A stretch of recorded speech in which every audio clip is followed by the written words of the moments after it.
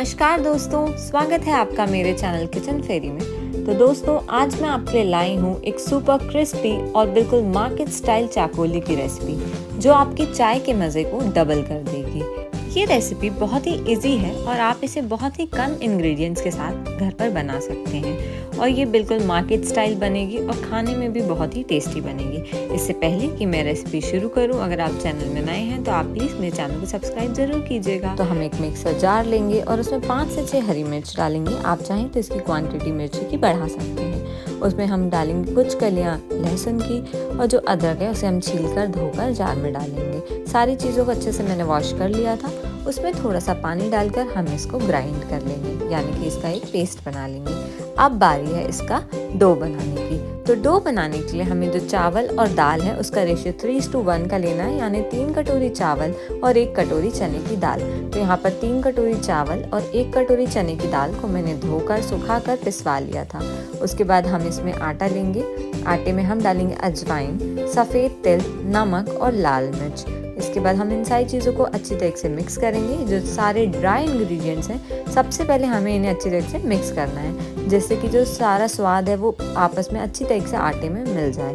उसके बाद हम इसमें थोड़ा सा मोयन डालेंगे। तो यहाँ पर हम थोड़ा थोड़ा करके मोयन डालेंगे, बीच में ऐसा गड्ढा बना लेंगे और उसके बाद हम इसमें डालेंगे मोयन। तो यहाँ पर मैंने ऑयल लिया है। ऑयल डालकर अगेन हमें इसे अच्छी तरीके से मिक्स करना है और हमेशा मोयन को अच्छी तरीके से मिक्स करना बहुत ज़रूरी होता है। उसी से जो आपकी चाकोली है वो बहुत ही क्रिस्पी बनेगी। आपको इसे अच्छी तरीके से मिक्स करना है। ये रेसिपी मेरे दिल के बहुत करीब है, बिकॉज़ मेरी जो माँ है वो हमेशा इसे बनाती हैं और हमें ये खाना बहुत पसंद है और ये बनती भी बहुत टेस्टी है। इवन जो भी हमारे घर आता है, अगर हम इसे सर्व करते हैं तो उन्हें भी वो बहुत ही पसंद आती है और इवन ये चाय में तो बेस्ट लगती है। आप इसे मेरे कहने पे ज़रूर ट्राई करिएगा। आप देखिए, ये जो आटा है, जब हम इसमें मोयन डालेंगे आपको इस तरीके से, जैसे मैं मिला रही हूँ आटे को, आपको इस तरीके से मिलाना है जिससे कि जो मोयन है वो पूरे आटे में अच्छी तरीके से मिल जाए। आप इसके बाद इसे, मैंने देखा कि अभी जो हमने मुट्ठी में लिया तो वो बंद नहीं रहा था, तो मैंने थोड़ा सा ऑयल और डाला और अगेन मैं इसे अच्छी तरीके से मिक्स करूँगी। आप देखेंगे कि जब अच्छी तरीके से मिक्स हो जाएगा तो आप जब अपनी मुट्ठी में ऐसा आटा लेंगे ना तो वो ऐसा बंध जाएगा, यानी कि आपका जो मोयन है वो परफेक्ट है। देखिए, ये जैसे बंध गया ना, बस वैसे ही। बस अब आपको इसमें जो हमने अदरक लहसुन का पेस्ट बनाया था वो डालना है और बस थोड़ा थोड़ा पानी करके हमें इसका डो बना लेना है। जो डो होगा वो बहुत ज़्यादा कड़ा भी नहीं होना है और बहुत ज़्यादा नरम भी नहीं होना है। हमें नॉर्मल कंसिस्टेंसी का डो बनाना है, बहुत ज़्यादा हार्ड या बहुत ज़्यादा लूज डो नहीं प्रिपेयर करना है। तो बस धीरे धीरे थोड़ा थोड़ा पानी डालकर आप इसका एक डो प्रिपेयर कर लेंगे। अभी मैं अपने मायके आई हुई हूँ, तो मैंने सोचा क्यों ना मैं अपनी माँ से ये इतनी टेस्टी चाकोली की रेसिपी सीख लूँ और इसे आपके साथ भी शेयर करूँ। तो बस मेरी माँ मुझे गाइड करती गई और मैं ये बनाती गई। तो यहाँ पर जब डो प्रिपेयर हो जाएगा तो हम इसे 10 से 15 मिनट के लिए रेस्ट पर रख देंगे।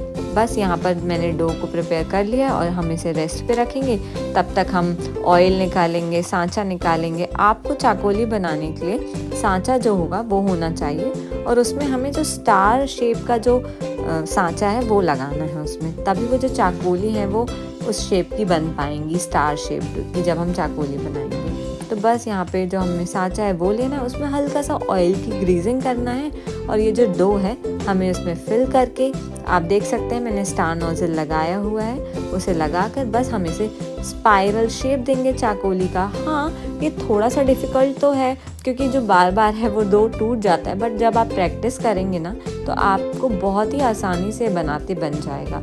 जब भी हमारे घर में ये बनता है ना तो मैं और मेरी छोटी बहन जब तक इन्हें शेप देती हैं और मेरी माँ इन्हें फ्राई करती हैं, तो उससे जो काम है वो ईजी हो जाता है। बट ये इतना भी डिफ़िकल्ट काम नहीं है, आप अकेले भी इसे बना सकते हैं। अगर आपने इसे एक बार बना लिया तो आप इसे बार बार बनाएंगे क्योंकि ये बहुत ही टेस्टी बनती है।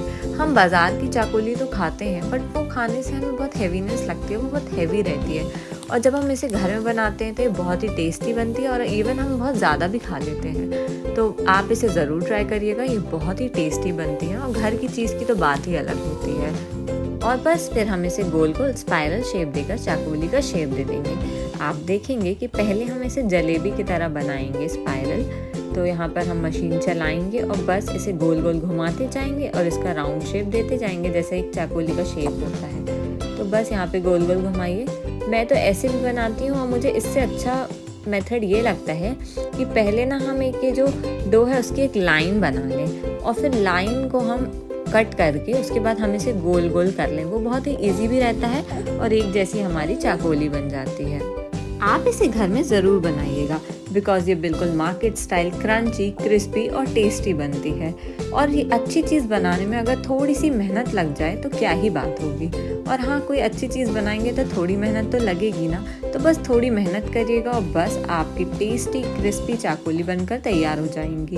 अगर आप किसी की हेल्प के साथ इसे बनाएंगे तो ये तो और भी जल्दी बन जाएंगी। तो बस आपको सारी चाकोलियों को शेप दे देना है और अब बारी आएगी उसके बाद इन्हें फ्राई करने की। जब आप इसे फ्राई करेंगी तो आप इसे मीडियम लो फ्लेम पे फ्राई करिएगा।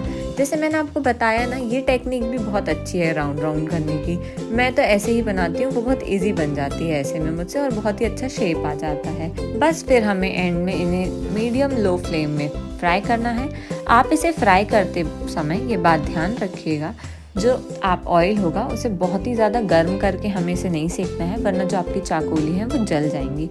तो बस मीडियम लो फ्लेम पे हमें इसे ब्राउन होने तक सेकना है और बस आपकी क्रिस्पी क्रंची चाकोली बनकर तैयार हो जाएंगी। चाकोली तलने की जो खुशबू है ना, ये तो बिल्कुल बचपन की याद दिला देती है, क्योंकि जब हमारी माँ ये बनाती थी तो मैं और भैया बिल्कुल एक्साइटेड हो जाते थे और वेट करते थे कि कब ये बने और कब हमें ये खाने मिले। तो आप भी इसे ज़रूर ट्राई करिएगा और अगर आपको ये रेसिपी पसंद आई हो तो आप चैनल को लाइक, शेयर और सब्सक्राइब करना मत भूलिएगा और ऐसे ही मेरी वीडियोस को देखते रहिएगा। आप मेरी वीडियो में कमेंट ज़रूर करिएगा कि कहाँ से आप मेरी वीडियो देख रहे हैं, उससे मुझे बहुत ही अच्छा लगेगा। और आप अपने फ्रेंड्स में, फैमिली में ज़रूर शेयर करिएगा। अगर आपको भी अपने बचपन की, अपने माँ के हाथ के खाने की याद आई हो मेरी रेसिपी से, तो आप चैनल को सब्सक्राइब ज़रूर कीजिएगा। Thanks for watching, stay connected, bye bye.